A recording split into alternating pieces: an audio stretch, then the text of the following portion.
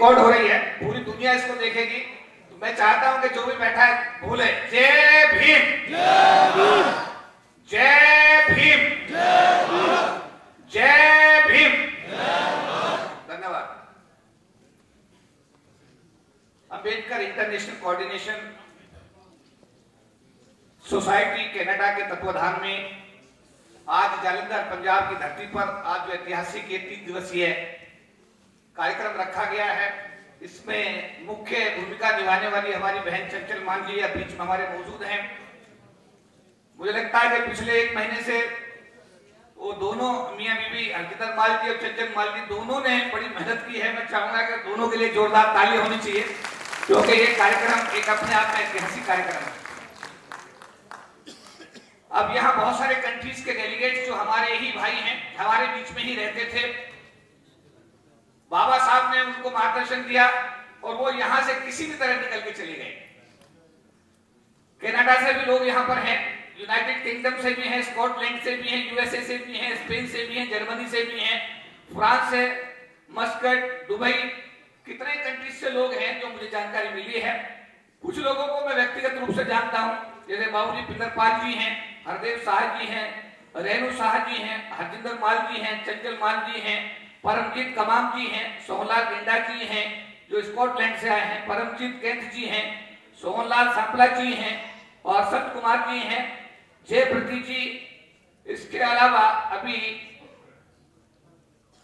हमारे भारत के पूर्व चीफ जस्टिस के जी बालाकृष्ण रास्ते में हैं, उनका जहाज लैंड कर गया है।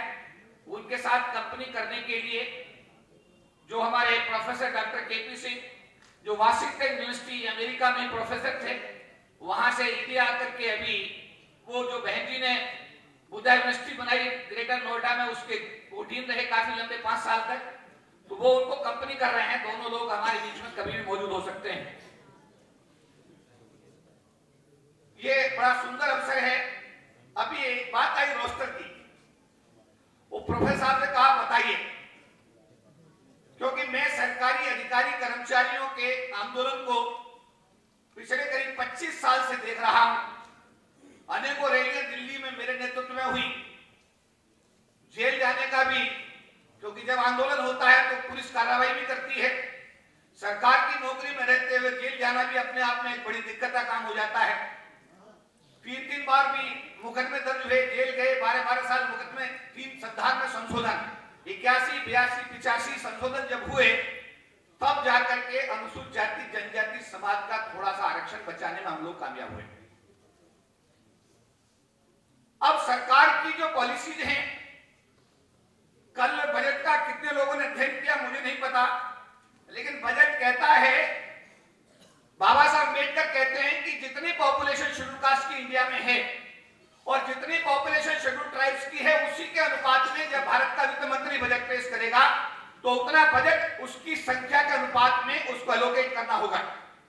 आंकड़े बताते हैं कि ये बजट 2 लाख करोड़ रुपया केंद्र सरकार के बजट में बनता है और करीब 2 लाख करोड़ रुपया राज्य सरकारों के बजट में बनता है।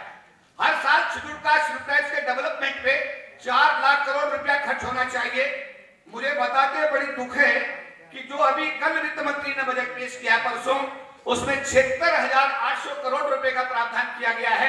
हालांकि खुशी की बात यह है कि पिछले साल के बजट से ये 35.6% ज्यादा है, लेकिन दुख की बात यह है कि ना तो पिछले साल के बजट का 1 पैसा SC/ST पे खर्च हुआ और ना ये 76,800 करोड़ रुपया जो दिखाया गया है, इसका 1 भी पैसा SC/ST के ऊपर खर्च होगा। अब हम कहां हैं? अभी रोस्टर की बात आ रही थी। मैं जो अंतानी जी हमारे समता आवाज टीवी के चीफ एडिटर हैं, पहले मैं धन्यवाद करूंगा 2-3 टीवी चैनल जो दिल्ली से आए हैं, आप लोगों ने, राजस्थान से वर्मा जी आए हैं, शंभू जी जो जिनका बहुत बड़ा टीवी चैनल है, 25 लाख उनके सब्सक्राइबर हैं, 1.5 लाख लोगों में आपकी बात पहुंचाते हैं।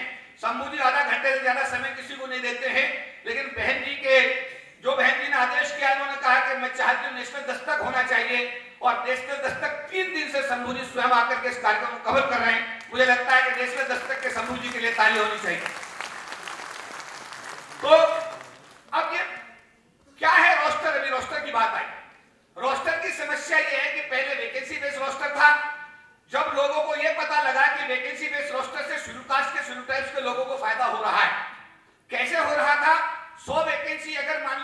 डिपार्टमेंट में कैडर स्ट्रेंथ था, उसमें 22 शेड्यूल कास्ट के शेड्यूल ट्राइब्स के आदमी होते थे, बाकी जो है जनरल कैटेगरी के होते थे। क्योंकि शेड्यूल कास्ट के लोग नौकरी छोड़ते नहीं है और नौकरी में पहले आए नहीं थे, इसलिए रिटायर नहीं हो रहे थे। जनरल के लोग पहले से आ रहे थे, वो रिटायर हो रहे थे। तो उसमें क्या हुआ कि 20 वैकेंसी 5 साल के बाद में किसी डिपार्टमेंट में राइज हो गई। उसमें जब वैकेंसी बेस रोस्टर लगता था तो 20 में फिर शेड्यूल कास्ट शेड्यूल ट्राइब्स का 22.5% का आरक्षण लगता था। इस तरीके से फिर शेड्यूल कास्ट के लोग रिक्रूट होकर आ गए। कैडर स्ट्रेंथ टोटल 100 ही रही, लेकिन 22.5% से बढ़कर के शेड्यूल कास्ट और शेड्यूल ट्राइब की वैकेंसी 30 हो गई। जब पढ़े लिखे लोगों ने देखा कि तो बहुत बड़ा अन्याय हो रहा है, तो उन्होंने वैकेंसी बेस्ड रोस्टर को खत्म किया और 2 जुलाई 1997 को उन्होंने पोस्ट बेस्ड रोस्टर लागू कर दिया। इसका मतलब है जिस कम्युनिटी का आदमी रिटायर होगा उसी कम्युनिटी का आदमी नौकरी में आएगा। बहुत अच्छी बात है, चलिए कोई बात नहीं, कम से कम ये तसल्ली तो हमको हुई कि हमारा आदमी जाएगा तो हमारा आदमी आएगा। अब उन्होंने 13 पॉइंट रोस्टर जो लागू किया, वो 13 पॉइंट रोस्टर क्या है जिसको लेकर परसों बवाल हो रहा था। परसों हमने भी करीब लाख आदमी थे जो आंदोलन दिल्ली की धरती पे हुआ, उसमें सभी पार्टियों के नेता, तेजस्वी यादव क्या, धर्मेंद्र यादव क्या, आपके सीपीआई सीपीएम सभी 50 मेंबर ऑफ पार्लियामेंट परसों के कार्यक्रम में थे। शंभू जी ने उस प्रोग्राम को कवर किया, मैंने भी उसको आंदोलनकारियों को एड्रेस किया। उसमें 13 पॉइंट रोस्टर क्या, पहले विश्वविद्यालय पूरे प्रोफेसर्स की एक रिक्रूटमेंट निकालता था। तो उसमें 200 पॉइंट रोस्टर में जो पॉइंट हमारे बने हुए थे जिनका मैं जिक्र कर रहा था, उसमें हमारे पॉइंट पर हमारा आदमी इसलिए आता था कि यूनिवर्सिटी जब वैकेंसी निकालती थी तो 50 प्रोफेसर की जगह निकालती थी। उसमें हमारे आदमी अगर 7वें नंबर पर शेड्यूल कास्ट था, 14 पे एसटी था, तो हमारे लोगों को भी आने का नंबर मिलता था, मौका मिलता था। अब उन्होंने क्या किया, 13 पॉइंट रोस्टर लागू करके केमिस्ट्री डिपार्टमेंट का रोस्टर अलग कर दिया, फिजिक्स डिपार्टमेंट का रोस्टर अलग कर दिया, इकोनॉमिक्स डिपार्टमेंट का डिपार्टमेंट वाइज रोस्टर बना दिए और उसको 13 पॉइंट का नाम दे दिया। अब इसमें नुकसान क्या हुआ, पहली वैकेंसी जनरल की, दूसरी वैकेंसी जनरल की, तीसरी भी जनरल की, और किसी भी डिपार्टमेंट में 2 या 3 से ज्यादा वैकेंसी निकलती ही नहीं प्रैक्टिकली। अगर जो लोग शिक्षा के क्षेत्र में जुड़े हुए हैं उनको इस बात का आइडिया होगा कि वैकेंसी 2-3 से ज्यादा निकलेगी नहीं। इसका मतलब 3 पे जनरल और 4 पे ओबीसी, 6 और 7 पे फिर जनरल और 7 पे फिर जाकर के शेड्यूल कास्ट का आदमी आएगा। 100 साल तक भी शेड्यूल कास्ट का आदमी, शेड्यूल ट्राइब्स का आदमी प्रोफेसर नहीं बनेगा। समझ में आई बात नहीं आई? तो सवाल ये कि बहुत सारी चीजों को हमको समझने की जरूरत भी है, बहुत सारी चीजों पर हमें काम करने की भी जरूरत है। और एक बात अभी कह रहे थे गिंडा जी, भैया देखो ऐसा है, आपस में गाली देने से कोई काम तो बनता नहीं। एक दूसरे का भाईचारा अगर बनाओगे, एक दूसरे के साथ जुड़ोगे, एक दूसरे को सहयोग करोगे, एक दूसरे का मान सम्मान करोगे, एक दूसरे के पूरक बनोगे, तो मुझे लगता है कि इसी में सबकी सदगति होगी। पिछले दिनों मुझे भी कनाडा में जाने का मौका मिला। कनाडा में 2 कार्यक्रम थे, एक AICS का कार्यक्रम था, एक ISRO का कार्यक्रम था। दोनों प्रोग्राम में मुझे अपनी बात कहने का मौका मिला।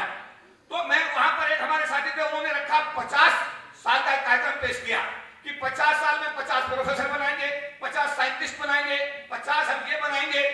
हमने बहुत अच्छी बातें बननी चाहिए। हमने कहा हम एक सूत्रीय कार्यक्रम रखना चाहते हैं, हम 2019 में बहन मायावती को प्रधानमंत्री बनाने का प्रस्ताव रखते हैं। और जिस तरह ताली बजी है, मुझे लगता है कि वहां भी ताली इसी तरीके से बजी थी। हम सबकी भावना, अभी शंभू जी मेरा इंटरव्यू सुबह मॉर्निंग में ले रहे थे, क्योंकि उपेंद्र कुशवाहा साहब जो भारत सरकार में मिनिस्टर थे, अभी उन्होंने मंत्री पद से इस्तीफा दिया, तो कल वो रोस्टर को लेकर के विरोध कर रहे थे वहां पटना में, उनके दोनों हाथ तोड़ दिए गए। तो अब शंभू जी ने कहा कि इनके दोनों हाथ तोड़ दिए गए, पूर्व मंत्री के जो सांसद है लोकसभा के, इस पे चौधरी साहब आपको क्या कहना है? तो मैंने कहा ये भगवान बुद्ध की धरती है, यहाँ अगर दिल जीतना है तो प्रेम और प्यार से जीता जा सकता है। जिन लोगों ने इस देश के अंदर डिक्टेटरशिप की, मुझे लगता है वो हवा हो गए, पता नहीं लगा। अगर ये सरकार अगर उत्पीड़न के माध्यम से आगे बढ़ना चाहती है तो इस देश का बहुजन किसी भी कीमत पर स्वीकार नहीं करेगा, स्वीकार नहीं करेगा, स्वीकार नहीं करेगा। कुछ चीजें अभी जब पार्लियामेंट कनाडा में हमें बोलने का मौका मिला, तो मैंने कनाडा की पार्लियामेंट से, मैं जो लोग मिनिस्टर वहां सज्जन जी थे, बहुत सारे मेंबर ऑफ पार्लियामेंट थे, बहुत सारे दुनिया के डेलीगेट थे, मैंने उनसे कहा कि आपके देश की आबादी 3 करोड़ है, मेरे शेड्यूल कास्ट की आबादी 32 करोड़ है। मेरे लोग वहां रोटी की लड़ाई लड़ रहे हैं, उनको मान सम्मान जानते नहीं है, उन्हें ना आर्थिक आजादी ना सामाजिक आजादी है। आप अपने बॉर्डर खोलिए, आपका देश हमारे देश से 10 गुना बड़ा है। आपके यहाँ 3 करोड़ आदमी है, 32 करोड़ तो मेरा शेड्यूल कास्ट की है। अगर आप अपने बॉर्डर खोल देते हैं, हमारे लोगों को आने का मौका देते हैं, तो मुझे लगता है कनाडा के हित में भी होगा और हमारे शेड्यूल कास्ट समाज के लोगों को आर्थिक और सामाजिक आजादी मिलेगी और एक नया सवेरा होगा।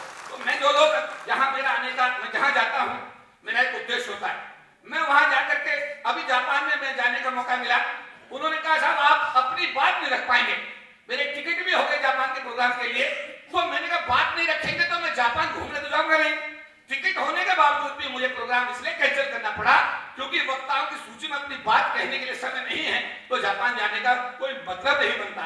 अभी जो एसरो ऑर्गेनाइजेशन है हमारा कनाडा वाला, उन्होंने जब ये कार्यक्रम किया पार्लियामेंट के अंदर, उन्होंने मुझे चीफ गेस्ट के रूप में रखा, तो मैंने वहां पर जो बातें कही कि भाई मल्टीनेशनल कंपनी इंडिया में जो काम कर रही है हमारी कनाडा की, जब भारत की सरकार 4% खरीदारी हमारे शेड्यूल ट्राइब्स के जो हमारे उद्योगपति उनसे कर रही है, तो मैंने उनसे कहा कि आप अपनी कंपनीज को कहें कि हमारे लोगों से कच्चा माल लें, हमारे लोगों को नौकरी में आने का अवसर दें, क्योंकि आपकी बहुत सारी कनेडियन कंपनी इंडिया में व्यापार कर रही है। और साथ साथ हमारे बच्चे जो पढ़ रहे हैं उन बच्चों के लिए आप मांगते हैं 25 लाख रुपया, हमारे बच्चों के पास 25 रुपए नहीं होते, हमारा 90% 75% का बच्चा कनाडा कैसे पढ़े।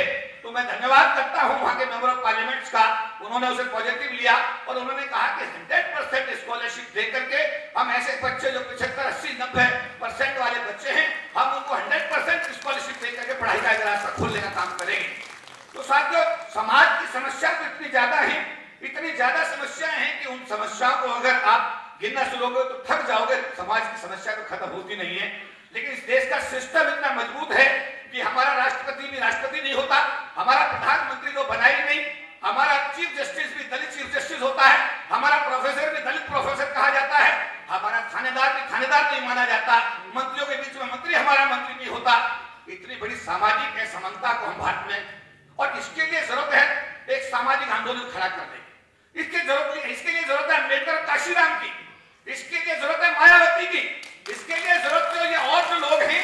एक सवाल सुबह समूह जी ने पूछा कि आपके सांसद जो है, जो मेंबर ऑफ पार्लियामेंट हैं, वो आपकी आवाज संसद में नहीं उठाते। चौधरी साहब, आपको ध्यान होगा 2 अप्रैल का आंदोलन हो रहा था, एक बीजेपी का सांसद आ गया, वो कहानी सुना रहा था, 1 लाख लोग सामने थे। मैंने उससे कहा कि हमारा एक भाई चंद्रशेखर आजाद जेल में बंद है, उसको हाईकोर्ट इलाहाबाद ने जमानत दे दी है, तुम लोकसभा के सांसद हो, क्या तुमने उसकी रिहाई की आवाज उठाई? जवाब नहीं। तो मैंने कहा आप जाइए, चलिए यहां से उतरिए। उसको हमने मन से उतार कर नीचे कर दिया। अब एक सरकार की नौकरी में रहने वाला अधिकारी जो सरकार के नियमों से बंधा हुआ है, उसके बावजूद भी समाज की आग इतनी है कि कई बार रुका है। उसके 2 अप्रैल के बाद 14 अप्रैल आया। 14 अप्रैल को भारत सरकार के एक मंत्री हर्षवर्धन जी कैबिनेट मिनिस्टर हैं, अम्बेडकर भवन पर बोल रहे थे। जैसे ही उन्होंने बोला कि मोदी से बढ़िया प्रधानमंत्री देश में आज तक नहीं आया, वहां जो जूती चप्पल फेंके, वहां जो अव्यवस्था हुई, मंत्री को अपनी बात कहे बिना वहां से जाना पड़ा और हम लोगों को भी व्यवस्था बनाने में कम से कम 15 मिनट लगे लोगों को समझाने में। साथियों, ऐसा है, एक आदमी आंदोलन कर नहीं सकता। एक आदमी, अगर ये सोचो कि एक आदमी सब कुछ कर देगा, एक आदमी क्या करेगा? एक आदमी अपना ही ठीक ठाक कर ले। मैं छोटी सी एग्जांपल, सिखों से मजबूत कौम, सिख मजबूत कौम है, मालदार कौम है, धनवान कौम है। क्या 31 अक्टूबर 1984 को अगर हम याद करते हैं, क्या इस देश में सिखों का कत्लेआम नहीं हुआ? सिख तो बहुत मजबूत लोग हैं। अगर सिखों का कत्लेआम हो सकता है तो हम और आप, यानी हम सुलूका सुलताई के लोग कहां टिकते हैं, जरा सोचो। इसके लिए जरूरत क्या है? एक दूसरे से प्यार करने की, एक दूसरे के साथ अपनापन बांटने की, एक दूसरे को सहयोग करने की। जो लोग विदेशों में चले गए हैं, अरे हाथ पकड़ के खींच के लेके जाओ जो जाना चाहते हैं।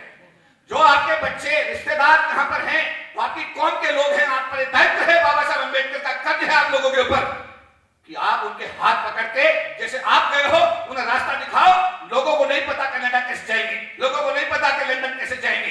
अच्छी बात है कि आपको हर जगह सेटल हो गए, आपको आर्थिक आजादी भी मिल गई, आपको सामाजिक आजादी भी मिल गई। अगर आप अपने समाज से प्यार करते हो तो मेरा निवेदन है कि इनके हाथ खींच के इन्हें लंदन लेके जाओ, कनाडा लेके जाओ, इनको यूएसए लेके जाओ, जिससे ये भी आपकी तरह खुशहाली का जीवन जी सके। क्योंकि यहाँ जो हालात हैं बद से बदतर हैं, यहाँ हालात सुधरेंगे तब। लोग कहते हैं आप खुलेआम बोलते हो बहन जी प्रधानमंत्री बनने चाहिए। अभी वो इन्होंने वीडियो बनाया था, शायद दिखाएंगे थोड़ा सा। अंतरराष्ट्रीय दलित सम्मेलन अभी 26 नवंबर को हमने किया। वहां तो बहुत बड़ी भीड़ थी, पूरा क्योंकि ऑडिटोरियम, वो तो ऑडिटोरियम बड़ा ऑडिटोरियम था, तो पूरी देश के दुनिया के कोने कोने से लोग आए थे। तो मैंने उनसे एक ही सवाल किया कि भाई तुम ये चाहते हो कि बहुजन समाज का कोई आदमी शासन अध्यक्ष की कुर्सी बैठे? लोगों ने कहा बिल्कुल बैठना चाहिए। तो मैं आपसे भी पूछता हूँ, क्या बहुजन समाज का आदमी, क्या भारत के शासन अध्यक्ष प्रधानमंत्री कुर्सी बैठना चाहिए? चाहते हो आप लोग? हाथ उठा के बताएंगे चाहते हो? इसके लिए रास्ता मैंने दूसरा पूछा कि कौन सा बटन दबाओगे? मैंने पूछा कौन सा बटन दबाओगे? आवाज तो नहीं आ रही, कौन सा बटन दबाओगे? अपनी आवाज नहीं आ रही, कौन सा बटन दबाओगे?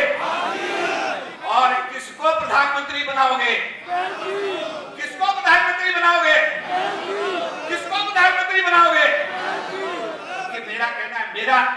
मैं मान्यवर काशीराम जी और बाबा साहब के मिशन जैसा भी बताया। हमारे पास जरा सी लेकिन कनॉट प्लेस में थी नहीं पहले तो। हमने कहा इनके बात की जगह भारत के आदिवासी हम हैं, शेड्यूल कास्ट हमें, शेड्यूल ट्राइब्स हमें, देश हमारा है।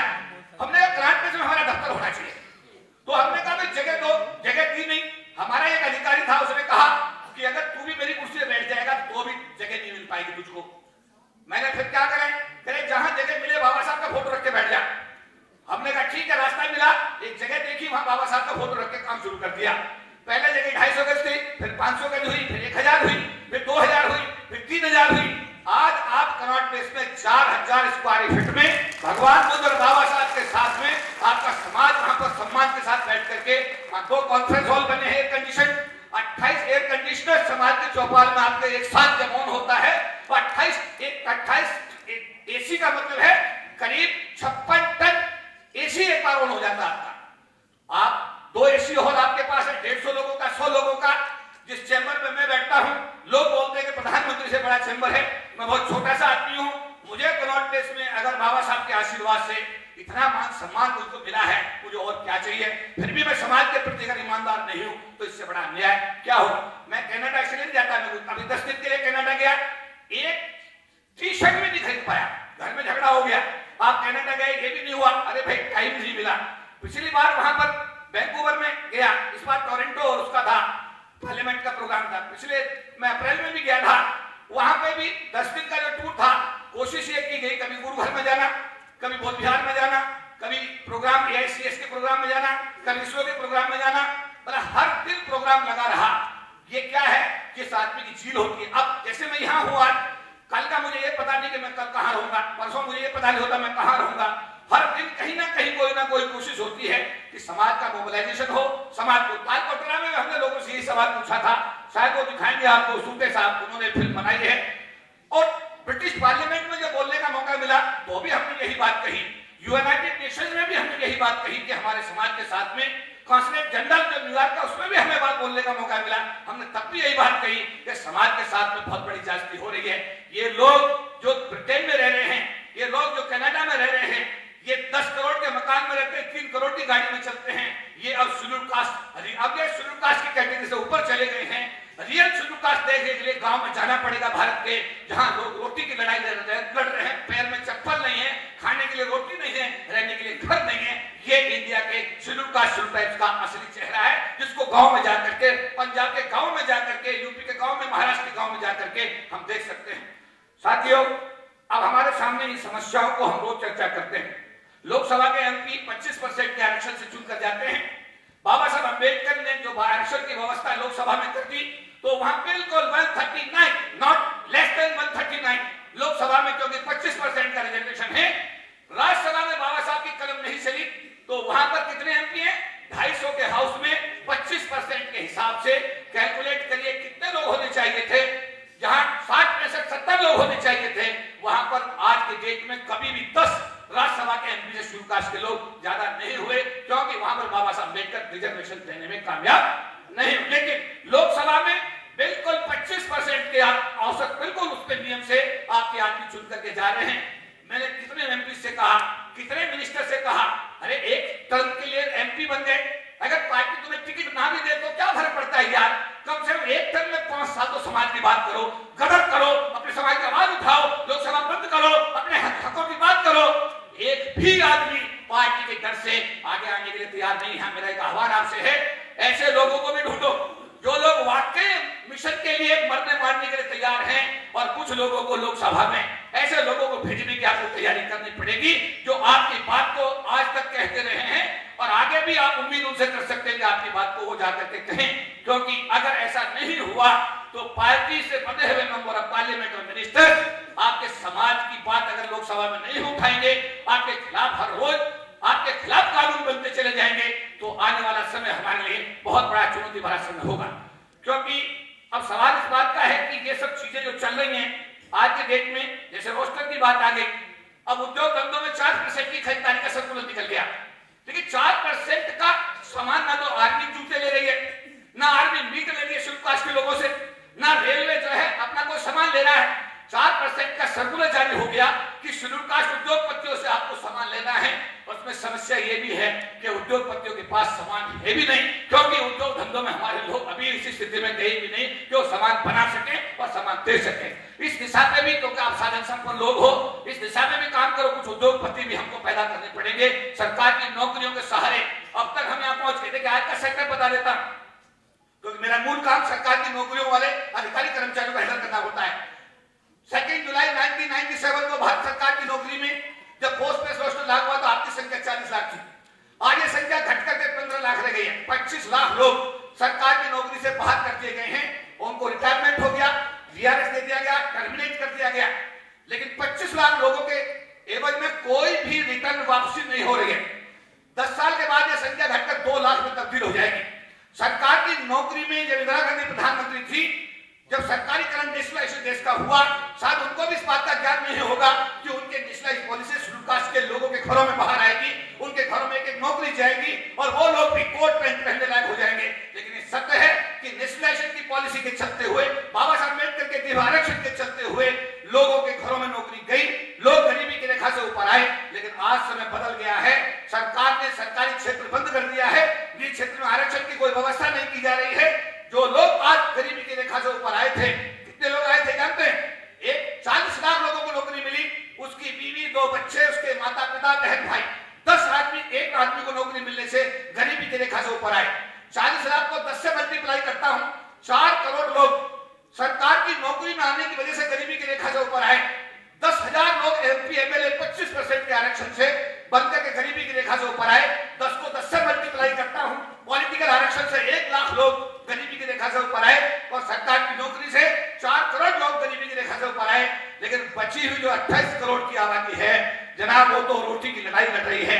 12-14 साल की लड़की होती है, उसका गला घोट कर उसकी बलात्कार किया जाता है, उसी की चुन्नी से उसका गला घोट दिया जाता है, पेड़ पर टांग दिया जाता है और सुसाइड केस करके उसकी फाइल बंद कर दी जाती है। पूरे देश के अंदर यह काम सफलतापूर्वक किया जा रहा है। अब ये बेटी किसकी है? अगर वो बेटी हमारी है तो हमें दर्द आना चाहिए, लेकिन हम सोचते हैं मेरी बेटी थोड़ा ही है, ये तो किसी और की बेटी है।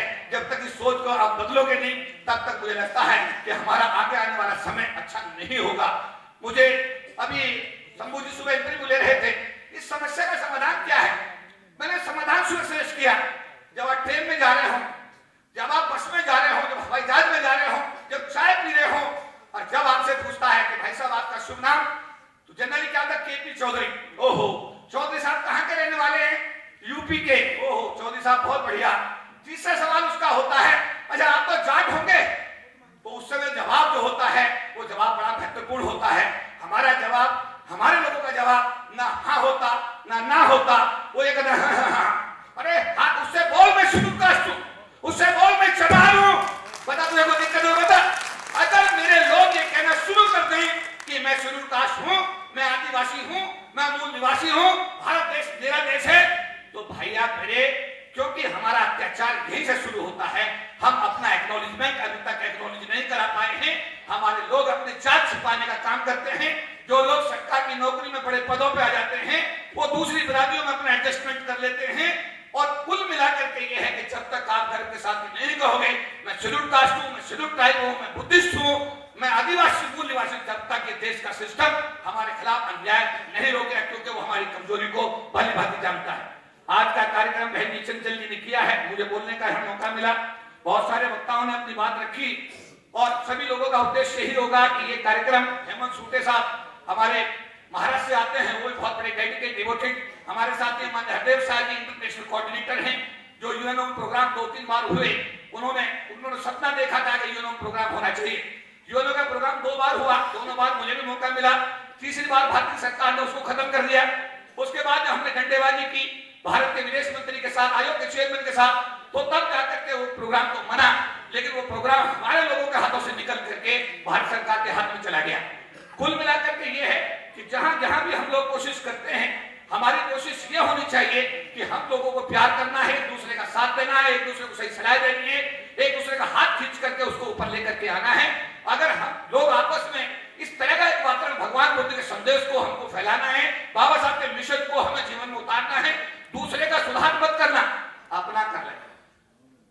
समस्या ये हो रही है कि दूसरे का सुधार करने की, तू क्या कर रहा है, तू ये मत, तुम ये कहो मैं क्या कर रहा हूं। अगर मैं अपना और एक एक आदमी अगर सुधर जाए, एक एक आदमी अपनी जिम्मेदारी समझ ले, एक एक आदमी अपने आप को ये माने कि मुझे भी बाबा साहब का मिल कर्ज है, मुझे उतारना है। देखिए मैं भी भारत सरकार की नौकरी में हूं, सरकार मुझे भी अच्छी खासी तनख्वाह देती है, मुझे कोई क्या परेशानी है मुझे बताइए। कनॉट प्लेस में मैं बैठता हूं, कनॉट प्लेस में मुझे सरकारी आवास मिला हुआ है, इतना बड़ा घर मुझे मिला हुआ है, 4 आदमी घर में टोटल हैं, 6 कमरे मिले हुए हैं, इतना बड़ा मुझे चैम्बर मिला हुआ है, सारी सुविधाएं हैं। लेकिन एक बीमारी है, बीमारी जानते क्या है कि बीमारी दर्द निकलता है अंदर से, जब न्याय होता है वो दर्द कहता है नहीं जालंधर जाना चाहिए, दर्द कहता है कनाडा जाना चाहिए, दर्द कहता है नहीं यूएन जाना चाहिए, दर्द कहता है कि हमें आवाज उठानी है, हमें आंदोलन। परसों भी ये कह रहे थे आपको सरकार की नौकरी में आप इतना खुला बोलते हो। परसों का भी संबोधन हमारा जो था जंतर मंतर में 1 लाख के आसपास का आदमी था वहां पे, शायद वो दिखा रहे हैं थोड़ा सा, तो थाल कटोरा में 3 अंतरराष्ट्रीय दलित सम्मेलन कर दिए, 3 रैलियां, 10 रैलियां लाखों लोगों की दिल्ली में कर दी, 3 दिन पार्लियामेंट को रोक दिया गया, 3 संविधान में संशोधन हो गए, 1.25 लाख सफाई कर्मचारी था फाइनेंशियल सेक्टर में जो बेचारा पार्ट टाइम था, 20-25 साल से दफ्तर के बाहर बैठे रहते थे, दबाव बना सरकार पर, 1.25 लाख कर्मचारी सारे बैंकों में, LIC GIC में सबको फुल टाइम करके आज बाबू बन के उन्हीं दफ्तरों के अंदर आज बाबू बन के बेड पर बैठते हैं जहां दफ्तर के अंदर घुस भी नहीं सकते थे। अगर आपके अंदर दर्द है तो आपको कोई रोक नहीं सकता, और दर्द अगर आप में नहीं है तो आपको दर्द पैदा करना पड़ेगा। बहन जी वहां से कनाडा चल के आई हैं, अच्छा खासा कारोबार है, बढ़िया, बहुत संपन्न है। वहां पर मैं बेटे की शादी भी थी, मैंने भी वहां पर अटेंड की, उस दौरान मुझे भी वहां मौका मिला। लेकिन उनके अंदर एक दर्द है कि इंडिया में आकर के एक जन जागरण का काम किया है। मैं चंचल बहन जी का, हरजिंदर माल जी का, उनके एंटायर टीम का, परमजीत जी, कैंत जी, जो भी उनकी टीम है, इस वक्त जो भी अपने AICS के जो पदाधिकारी हैं उन सबका आभार व्यक्त करता हूँ, धन्यवाद व्यक्त करता हूँ। अभी मुझे हरदेव शाह जी ने बताया कि दूसरा एक संगठन है असुरो, वो भी राजस्थान जयपुर में एक बड़ा कार्यक्रम 3-4 दिन का कर रहा है, तो उसमें भी हम कोशिश करेंगे कि उसमें संभव हुआ हम जाएंगे। हमारे बीच में LIC ऑफ इंडिया के सीनियर जनरल मैनेजर हमारे गणेश लाल सर हमारे बीच मौजूद हैं।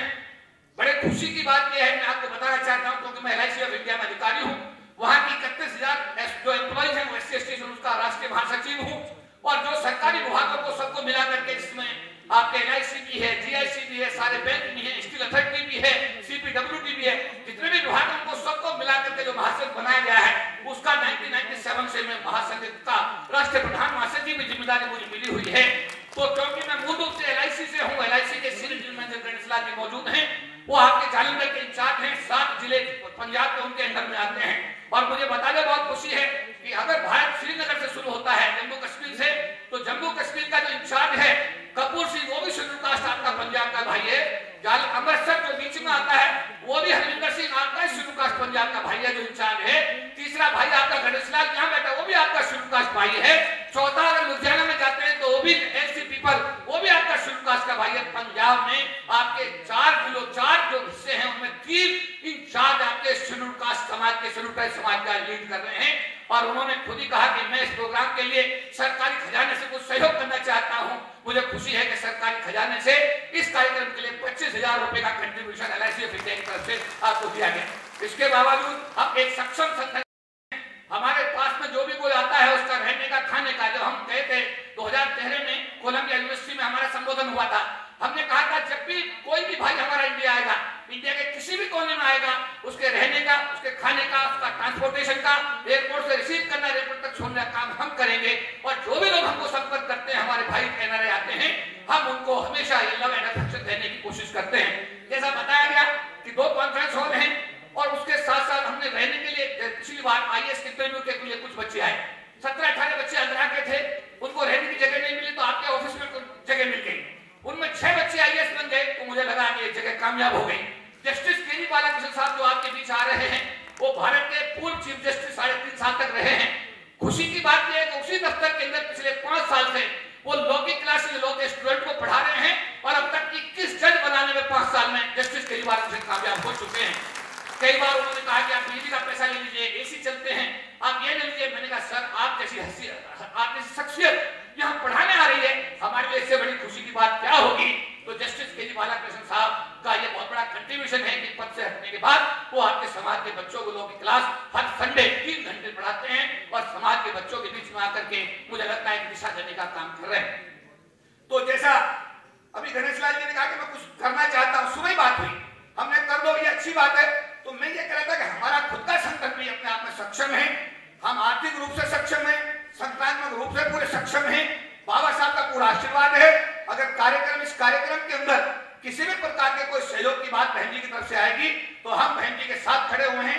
तन से, मन से, धन से हम आपको पूरा सहयोग करेंगे और भारत के अंदर जो भी एक्टिविटी आप आगे करना चाहते हैं उसमें हम आपके साथ कंधे से कंधा मिला करके सहयोग करें। क्योंकि इस कार्यक्रम में मुझे मुख्य अतिथि के रूप में बुलाया गया था, तो मैं बहुत छोटा सा कार्यकर्ता हूँ। पिछले दिनों कनाडा की पार्लियामेंट में जो प्रोग्राम हुआ था उसमें भी मुझे मुख्य अतिथि के रूप में बुलाया गया था। जगह जगह देश के कोने में जो कार्य, मुख्य अतिथि का मतलब है ज्यादा जिम्मेदारी। मुख्य अतिथि का जितनी माला उतनी उसकी जिम्मेदारी बढ़ जाती है। क्योंकि अगर आप न्याय नहीं करेंगे, एक बार माला पहन लोगे, अगली बार आपको फूल देने वाला नहीं मिलेगा। मैं कल जब एयरपोर्ट पे उतरा तो पता लगा कि वहां पर अधिकारी पूछ रहे थे कौन आ रहा है, पता नहीं 100 लोग 25 गाड़ियां लेकर के आपके पंजाब के साथी वहां पर मुझे रिसीव करने के लिए गए। मुझे पता भी नहीं, सरप्राइज दिया, ढोल पोल पता नहीं क्या कर लिया। ये इनका सम्मान है, लेकिन मैं तो बहुत छोटा सा कार्यकर्ता हूं और मैं आप लोगों का आशीर्वाद चाहता हूं कि मूवमेंट में बहन जी के साथ कंधे से कंधा मिलाकर हम लोग दिन रात काम करने की कोशिश कर रहे हैं। देश के कोने कोने में जाकर के लोगों का जन जागरण कर रहे हैं, चाहे राजस्थान हो, चाहे उत्तर प्रदेश हो, चाहे महाराष्ट्र हो, चाहे मध्य प्रदेश हो, जहां भी मैं जाता हूं ऐसे हाथ उठवाकर लोगों को कमिट करता हूं कि 2019 किसी भी कीमत में हाथ से जाने मत देना, मत देना, मत देना। अगर 2019 हाथ से निकल गया तो आने वाला समय हमारे समाज के लिए चुनौती भरा होगा। एक बार पुनः AICS के सभी पदाधिकारियों का आभार, धन्यवाद, बहन चंचल जी का, हरिंद्र माल जी का, उनके एंटायर टीम का आभार करता हूं, धन्यवाद करता हूं। विशेष रूप से हमारे बड़े भाई हरदेव साहा जी जो इंटरनेशनल कोऑर्डिनेटर की भूमिका अदा कर रहे हैं, चंचल जी के वो भाई हैं। इन भाई बहनों ने अंतरराष्ट्रीय स्तर पर जो आज ये समागम सभी लोगों को इकट्ठा करके ऐतिहासिक कार्य किया है, आप सभी का मैं आभार व्यक्त करता हूं, धन्यवाद करता हूं। और जो पंजाब और देश के कोने कोने से जो आज हमारे बच्चे, हमारे भाई और बहन यहाँ पर आए हैं, मैं सबका अभिनंदन करता हूं। जय भीम, जय भारत।